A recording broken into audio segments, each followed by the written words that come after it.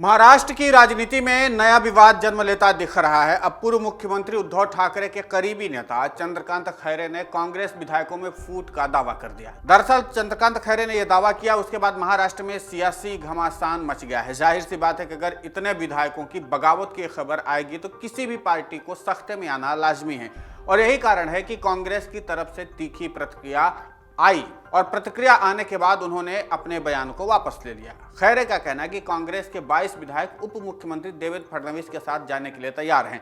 शुक्रवार को औरंगाबाद में एक रैली के दौरान खैरे ने कहा था कि न्यायपालिका ने 16 विधायकों को अयोग्य घोषित कर दिया तो फडणवीस ने सरकार को बनाए रखने और उसको सुनिश्चित करने के लिए 22 कांग्रेसी विधायकों को तैयार कर रखा है। उन्होंने कहा था, अगर शिंदे के विधायक अयोग्य घोषित होते हैं तो दल बदल कानून के प्रावधानों के आधार पर सरकार का गिरना लगभग तय है। इससे बचने के लिए फडणवीस ने 22 कांग्रेसी विधायकों को तैयार कर रखा है ताकि सरकार चलती रहे। इधर खैरे के बयान पर कांग्रेस ने तीखी प्रतिक्रिया दी।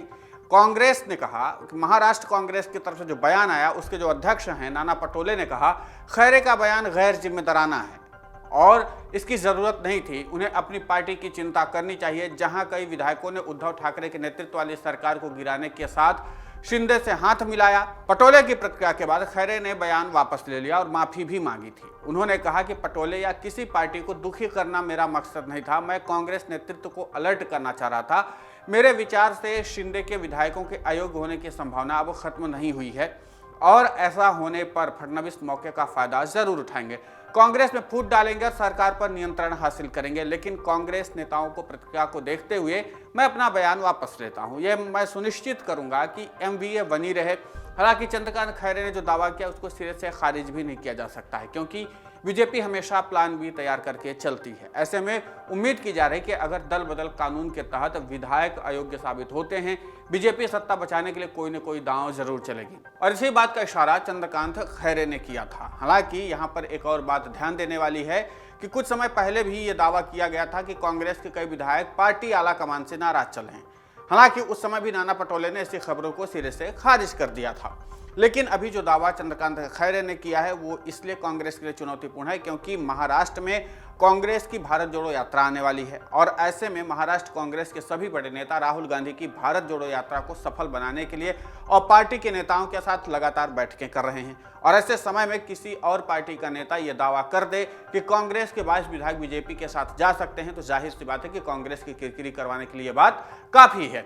और यही कारण है कि एक बार फिर से महाराष्ट्र में नया सियासी विवाद पैदा हो गया है। हालांकि भले ही चंद्रकांत खैरे की बातों को कांग्रेस ने सिरे से खारिज कर दिया हो, लेकिन इतना तो तय है कि उनके दावे के बाद पार्टी सतर्क जरूर हो गई है। लेकिन इस नए विवाद के बीच भी महाराष्ट्र में सियासी घमासान शुरू हो गया। विरोधी खेमे ने कांग्रेस पर निशाना साधना शुरू कर दिया है कि कांग्रेस अपने विधायकों को ही नहीं रोक पाएगी। फिलहाल महाराष्ट्र कांग्रेस किसी भी हाल में राहुल गांधी की यात्रा को सफल बनाने में लगी हुई है और इसीलिए कांग्रेस ने खैरे के आरोपों को फौरन जवाब दिया है। लेकिन इन आरोपों का जवाब देना अलग बात है। जिस तरीके से नाराजगी की बात पहले भी आती रही है, रह रह करके विधायकों की नाराजगी की बातें लगातार उठती रही। कई बार तो पार्टी के ही कई नेताओं ने दावा कर दिया था। पृथ्वीराज चौहान ने भी कहा था कि पार्टी के अंदर में बहुत सारी चीजें हैं, मतभेद है और स्थितियां सामान्य नहीं है।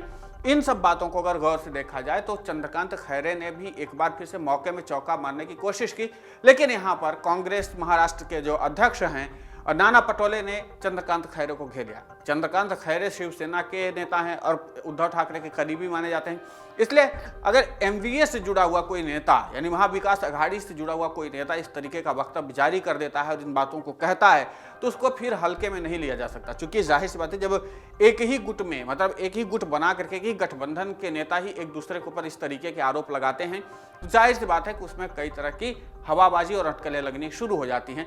इन सब के बीच में महाराष्ट्र का सियासी समीकरण क्या है, किस दिशा में जाएगा, ये आने वाला वक्त बताएगा। लेकिन महाराष्ट्र में जितनी बड़ी बड़ी बगावतें हुई हैं और जिस तरीके से नेताओं के सुर बदले हैं उस हिसाब से कुछ भी कह पाना मुश्किल है। फिलहाल इस पूरे घटनाक्रम पर आपकी प्रतिक्रिया बहुत महत्वपूर्ण होती है, आप हमें कमेंट करके जरूर बताएं। डाउनलोड करें अमर उजाला ऐप और पाएं खबरें लगातार। अगर आप ये वीडियो YouTube पर देख रहे हैं तो हमारे चैनल को सब्सक्राइब करें और बेल आइकन को दबाना ना भूलें। अगर आप Facebook पर ये वीडियो देख रहे हैं तो हमारे पेज को लाइक करें।